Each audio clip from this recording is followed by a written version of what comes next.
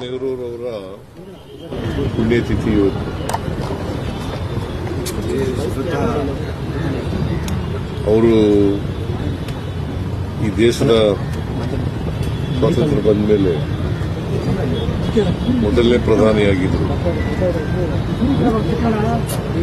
ಸುಮಾರು 17 ವರ್ಷಗಳ ಕಾಲ ದೇಶದ ಪ್ರಧಾನಮಂತ್ರಿಯಾಗಿ ದೇಶದ ಜನರ ಸೇವೆಯನ್ನ ಮಾಡಿದ್ದಾರೆ.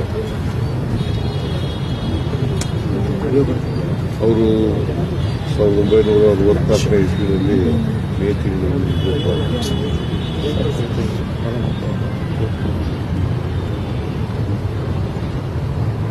ಅವರ ಪುಣ್ಯತಿಥಿಯನ್ನ ದೇಶಾದ್ಯಂತ ಆಚರಣೆ ಮಾಡ್ತಾ ಇದ್ದೀವಿ. ವಿಶೇಷವಾಗಿ ಕಾಂಗ್ರೆಸ್ ಪಕ್ಷ ಆಚರಣೆ ಮಾಡ್ತಾರೆ. ಮತ್ತೆ ನಮ್ಮ ಸರ್ಕಾರನೂ ಕೂಡ ಅವರಿಗೆ ಗೌರವ ಸಲ್ಲಿಸತಕ್ಕಂಥ ಕೆಲಸವನ್ನ ಮಾಡ್ತಾ ಇದ್ದೀವಿ.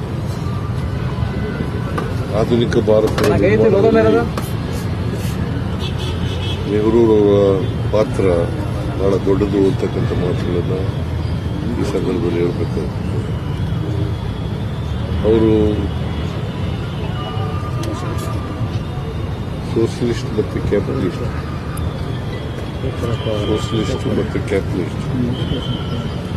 ಅದರ ಮಧ್ಯೆ ಇರ್ತಕ್ಕಂಥ ಮಿಕ್ಸೆಡ್ ಎಕಾನಮಿಯನ್ನು ಮಾಡ್ತಾರೆ. ಹೆಚ್ಚು ಒತ್ತು ಮಾಡಿದ್ದಾರೆ. ದೊಡ್ಡ ದೊಡ್ಡ ಇಂಡಸ್ಟ್ರಿಗಳು, ಡ್ಯಾಮ್ಗಳು ಈ ದೇಶದಲ್ಲಿ ಬರಬೇಕಾದ್ರೆ ಮತ್ತೆ ಶಿಕ್ಷಣದಲ್ಲಿ ಮತ್ತೆ ಕೋಆಪರೇಷನ್ನಲ್ಲಿ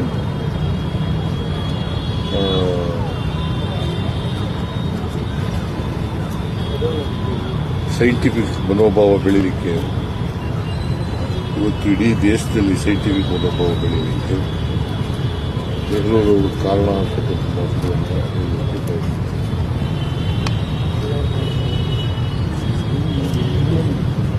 ನೆಹರೂರವರು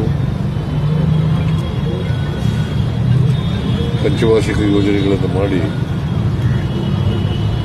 ಈ ದೇಶದ ಪ್ರಗತಿಯನ್ನು ವೈಜ್ಞಾನಿಕವಾಗಿ ವೈಚಾರಿಕವಾಗಿ ಬೆಳೆಸತಕ್ಕಂಥ ಪ್ರಯತ್ನವನ್ನು 17 ವರ್ಷಗಳ ಕಾಲ ಮಾಡಿದ್ರು. ಅವರು ನಮ್ಮನ್ನು ಆಗಲಿ ಈಗಾಗಲೇ ಸುಮಾರು 62 ವರ್ಷಗಳಾಗಿದೆ. ಅವರನ್ನು ಸ್ಮರಿಸ್ಕೊಳ್ತಕ್ಕಂಥ ಕೆಲಸ ಮಾಡ್ತಾರೆ.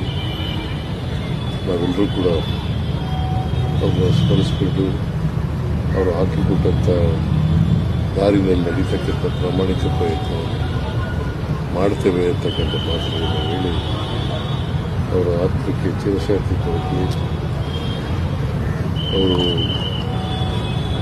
ಯಾವಾಗಲೂ ನಮಗೆ ಅವರ ಆದರ್ಶಗಳು ಹೇಳ್ಪಡ್ತೀವಿ. ಸರ್, ದೆಹಲಿಗೆ ಹೋಗಿದ್ರಿ ಸರ್, ಹೈಕಮಾಂಡ್ ಜೊತೆಲಿ ಏನಾದ್ರು ಚರ್ಚೆ ಆಯ್ತಾ? ಹೇಗೆ ಏನಾದ್ರು ಮಾತುಕತೆ?